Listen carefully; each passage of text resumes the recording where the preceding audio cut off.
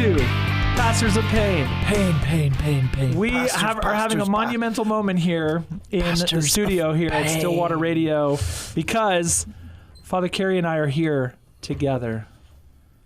Whoa, together we are. Last hey, yo, together right there, forever. right there. I know, there was like a 4 week.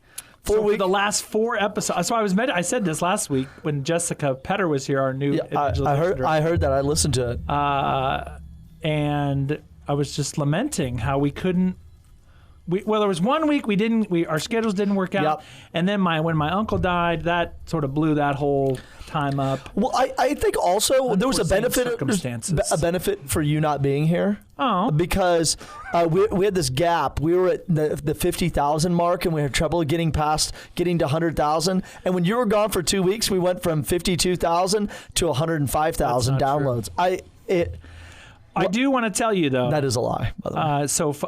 I kind of keep up. It's certainly not a daily thing. Maybe every couple weeks, I look at our the podcast stats, and we have passed 100,000 downloads. Is that a lot?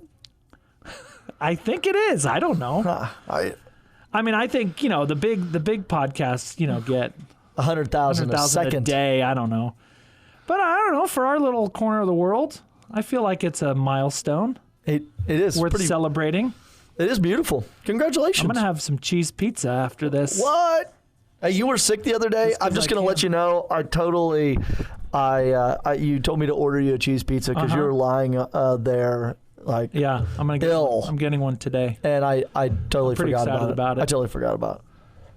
But I did but I feel better, and it's great. But I did unload the dishwasher because I didn't want you touching anything and contaminating everything. And I'm better. 5 days later, I come in out with a sort of epidemic flu. Never. Anyway, there's a rumor that I had salmonella.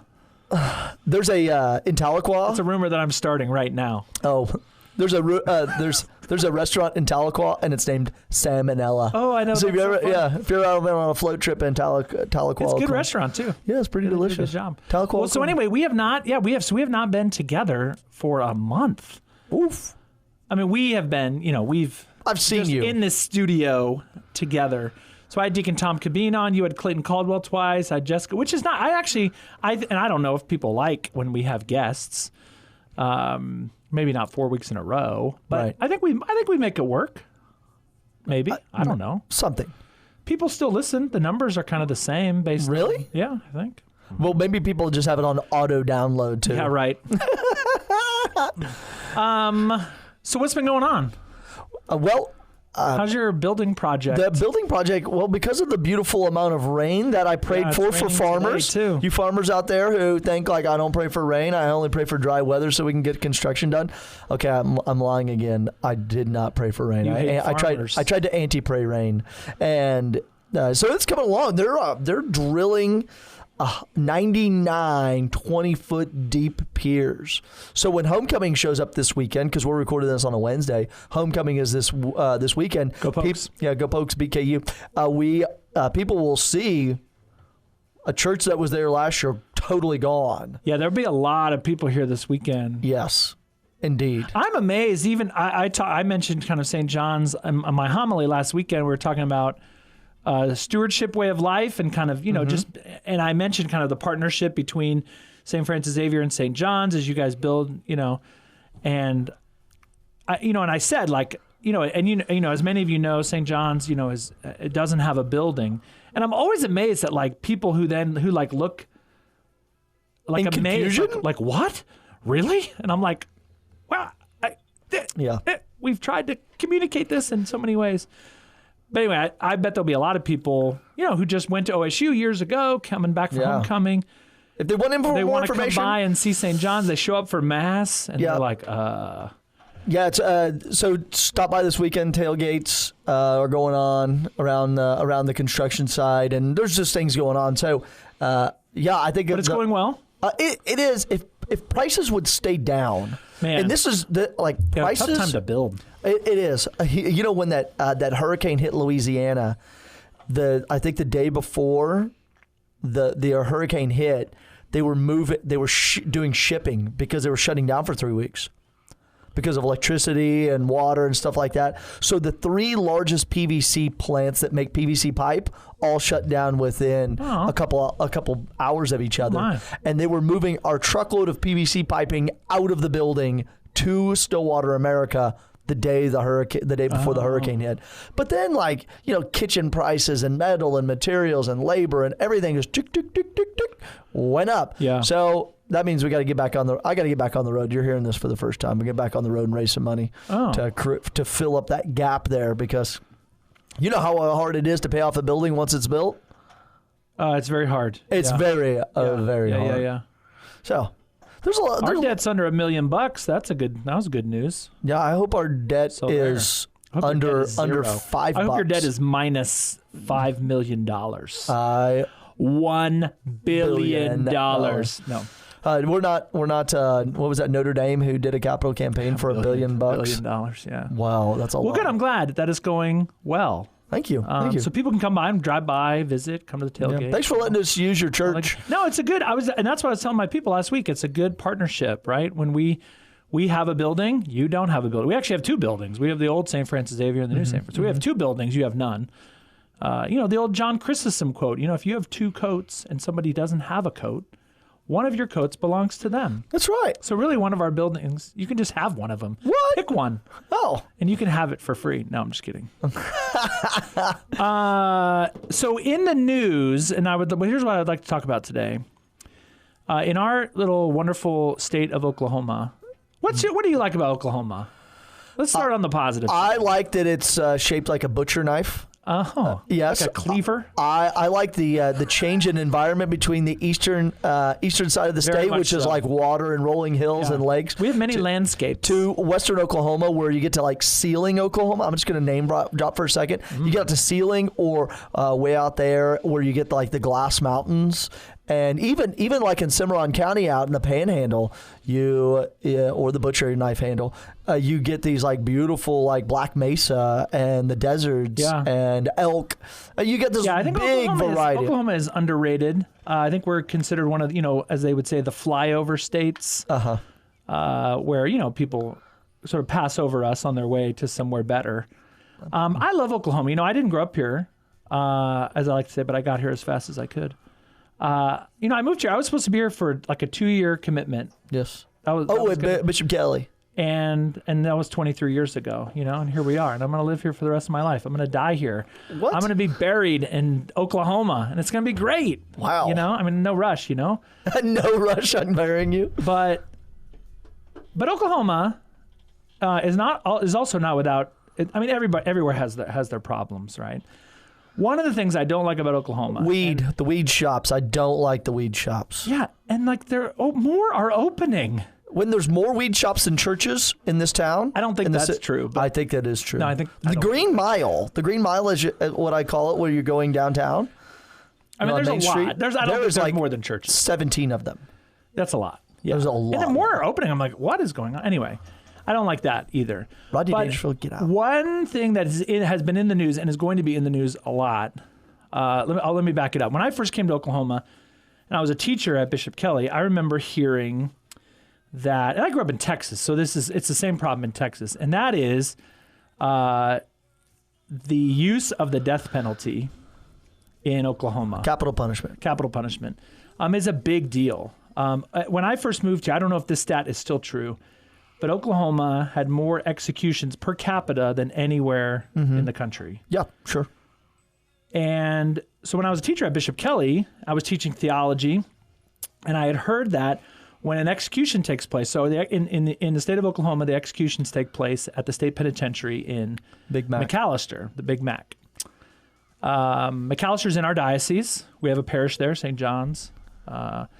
And so I would take students and teachers, and we would go down, and the executions were at midnight, like 12:01. And we would go down. We'd take a bus, school bus. We'd go down, and we would pray outside. And it was very formative. I was not a seminarian. I was not a priest. Very formative for me. I remember one of my kind of priest role models, Father Brian Brooks, who's now the pastor at St. Benedict's in Broken Arrow. He was kind of the leader of these vigils, not protests, vigils. We were praying. And I was just really inspired by his witness and the witness of so many people, and I'm, to kind of participate in that. And so then, fast forward, 2015, executions were still taking place, and Oklahoma uses the method of lethal injection, which is now the most popular. It used to be kind of the electric chair, firing squad. I mean, there were hangings at different points. Oh, yeah. But anyway, in 2015, there were 2 executions in Oklahoma that were botched.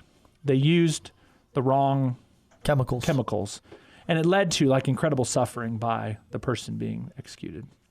Anyway, so Oklahoma stopped executions for 6 years. Anyway, tomorrow, so today's Wednesday, and when we're recording this, tomorrow we're back on the 28th of October. The 28th. There's 7 executions scheduled for the next 6 months in Oklahoma. Okay. And I know there are a lot of opinions in and around this topic. Even within the church, there's differentiating opinions. But as a church, we stand opposed to the death penalty. And I just want to talk about that. Okay. And kind of get your thoughts, where do you think kind of college students come in on this? What do you have any personal experience? Oh, I do. Just what I have a personal opinion. Yeah, too. Go for it. Let's see. I am 45 years old now, so I won't say most of my life. I will say at least 20. I wouldn't say from infancy, but at least from when you can start making a formed opinion, which is probably 10, 11, 12. Yep. And get some collecting data, and then then being able to voice your opinion when you're 14 through 18. And then to have a very firm ground on something when you're, 18 to say 24. I was pro capital punishment. Yeah, and why? I was pro capital punishment. Because a lot of people are. Yeah, there was kind of the basic lines this person did this evil, and so it's a matter of justice. You give to them what is due. What's that? You give to them what is due to them. They intended to harm this person, and they did. They killed them, whatever. Then we do the same thing to them. So that retribution. It also, I thought, wow, it's a very clear public statement. It's a very clear public statement that what we are firm here that these crimes cannot exist and you cannot perpetuate these crimes. So let us then show the rest of our culture that we don't put up with this nonsense. Like in Guthrie. If you ever took during the earliest days of statehood, if you came into Guthrie, there right at the train station, there was a metal pole that hung out. Someone told me this. I never saw pictures of it. Wow. But they would hang people right there. Oh, my. Judge Parker used to, in Arkansas at Fort Smith, would hang people right outside Judge Parker's hanging gallows. Just as a notice to, don't public. Mess around here. You steal something, you kill somebody, this is what's going to happen to you. So to lay the law firmly down. And so those are the kind of the ways that I saw this, and I formulated my opinion. Now, was I opposed to abortion? Yes. Euthanasia? Yes. But someone who had done this type of evil, then they should suffer the consequences of their peers who were judging them. And I think what's interesting is the church does make a distinction. We're opposed to abortion, we're opposed to euthanasia, we're opposed to the death penalty. But there's a distinction there between innocent human life, right, and in the case of someone who's going to be executed, guilt. They have done something wrong. Right. So some of my opinions changed as I started studying and doing research, because then euthanasia was not just the killing of people who were laying on hospital beds. It was people voluntarily dying. They were like, oh, yes, I would like to terminate my own life. So-called physician-assisted suicide. Dr. Kevorkian, Jack Kevorkian, back in the 80s and 90s. And so as I'm doing research about stuff, I'm starting to come to this opinion now, wait a second, this person is saying they want to kill themselves. Is that just freedom for them to do that? Can they just go ahead and basically take their own life? And so you're like, wait a second. Now the wheels start turning. And it was somewhere probably in the early 2000s where I heard a guy giving his final statement, and he said, Yeah, I have done these crimes. I have done these evils. I have done these things. And this is where it flipped a switch. He said, by doing this action to me, you become the kind of people that I am. You become a murderer. Yeah. And I thought, like, wait a second, that's the basis of our philosophy. Like, we become the type of people who do a certain thing. Like, you steal stuff, you become a thief. You like do those actions. We call it virtue and vice. Like, you do these actions and become virtuous, or you do these actions and you become vicious. And then we do a type of action that makes us into that type of person. He said, you become the type of people, you become the person that I am. I've heard it said, it's like we're gonna kill you to show that killing is wrong. Yeah. I mean, so there's a logic to it. Gandhi's famous phrase, an eye for an eye makes the whole world blind. Yes. That's... Yeah, I'm profound. Very profound truth there. So yeah, I know it's a hot topic. It's very controversial, especially because there are very clear victims. So the gentleman who is going to be executed tomorrow, his name is actually John Grant. Like the priest. We have a very close priest friend of ours whose name is John Grant. So John Marion Grant is the man being executed tomorrow. So he had been, just to tell you a little bit about his background, you can read all about it on the internet, but he was in prison for robbery. Okay. In Hominy, at the prison in Hominy. Yeah, sure, just over here. And then in 1998, while in prison, he killed a woman who worked at the prison. Her name is Gay Carter. Okay. So there's really, in this case, there's not a doubt that he did it. He's not saying he didn't do it. He was found guilty. So there's an innocence part of this, and there are a lot of people who have been on death row awaiting execution, who have then later been released because evidence has come forward that they didn't do it. So I think that's a really good argument against the death penalty, and that is that in all likelihood, some innocent people have been executed. But it doesn't work in this case. But it does not work in this case. Because south of Pawhuska is that little town of Hominy. Right. And he killed a woman. Yes. Yeah. And so there's not in this case, there's not he's guilty. He did it. And it was horrific. And so you could say, well, then of course, then he should be executed. We still say that he shouldn't. And we say that for a couple different reasons. One is because even though he committed a really horrific crime, his life has value and dignity. So if we say, and if we believe what the church teaches, that every human life has dignity. He too was created in the image and likeness of God. That includes even what we would call horrible people. Even convicted murderers have dignity and ought to be treated as such. Now, does he deserve to walk the streets? No. We would say no. I mean, because what he has done, it still deserves justice. But does it deserve, execution by lethal injection in a state penitentiary? Direct homicide. We would say no. Yeah, because that's what it is. Right.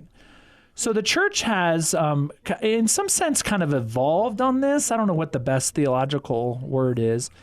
But going back especially to John Paul II, I think really, St. John Paul II really brought the death penalty. In 1995, John Paul II wrote an encyclical called Evangelium Vitae, the Gospel of Life. Yes, sir.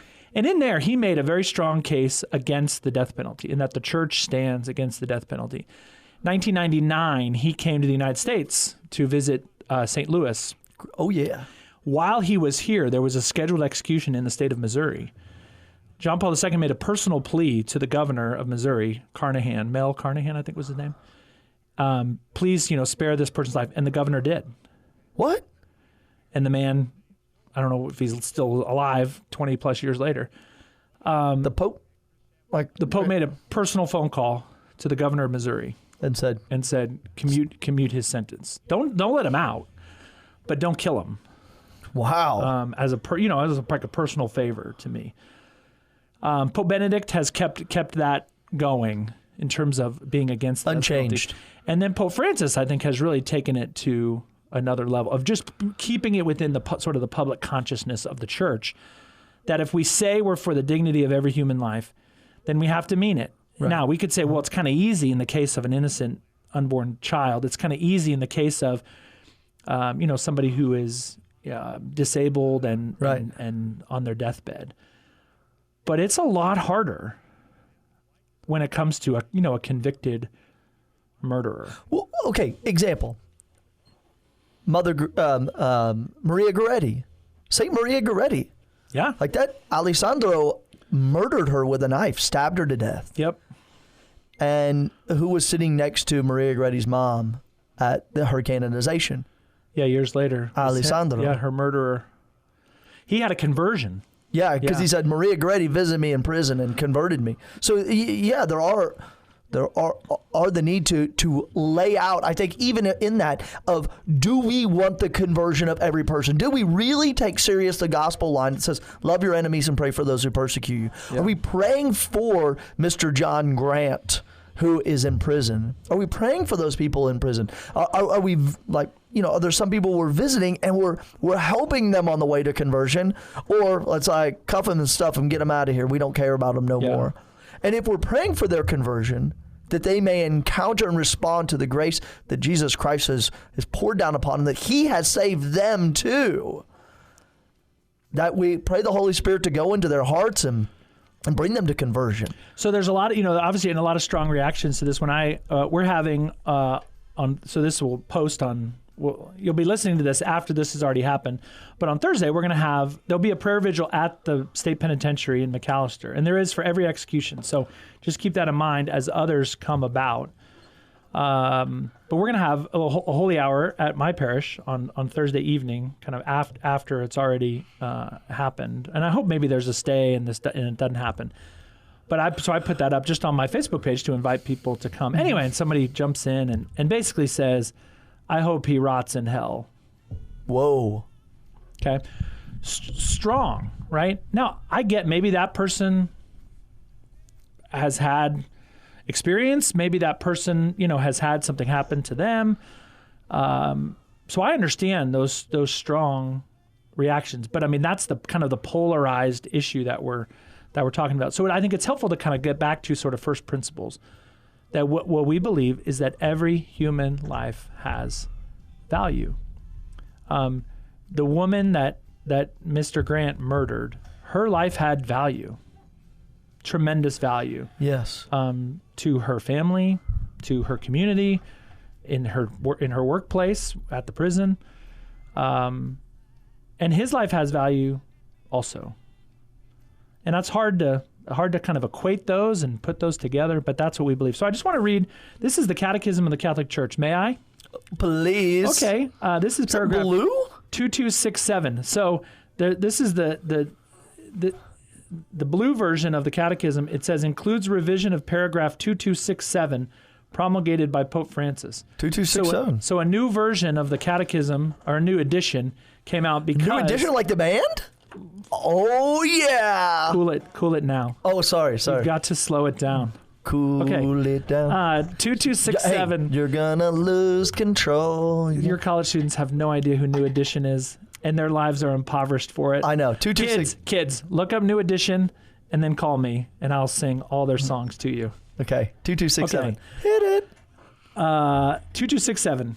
Recourse to the death penalty on the part of legitimate authority following a fair trial was long considered an appropriate response to the gravity of certain crimes and an acceptable, albeit extreme, means of safeguarding the common good. So acknowledging there was a time when this was okay. Today, however, there is an increasing awareness that the dignity of the person is not lost even after the commission of very serious crimes.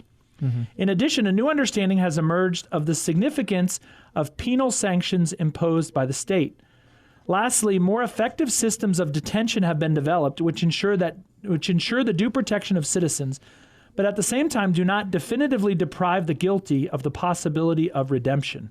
So that paragraph is saying we have very sophisticated prisons. Like Supermax in Colorado. There was a time when the death penalty was used as self-defense. Yeah. There's no way we can keep this guy locked up. These thugs out on the old Western days. Right. Like what Judge Parker used to do. Yeah. And then finally it says, this is still 2267.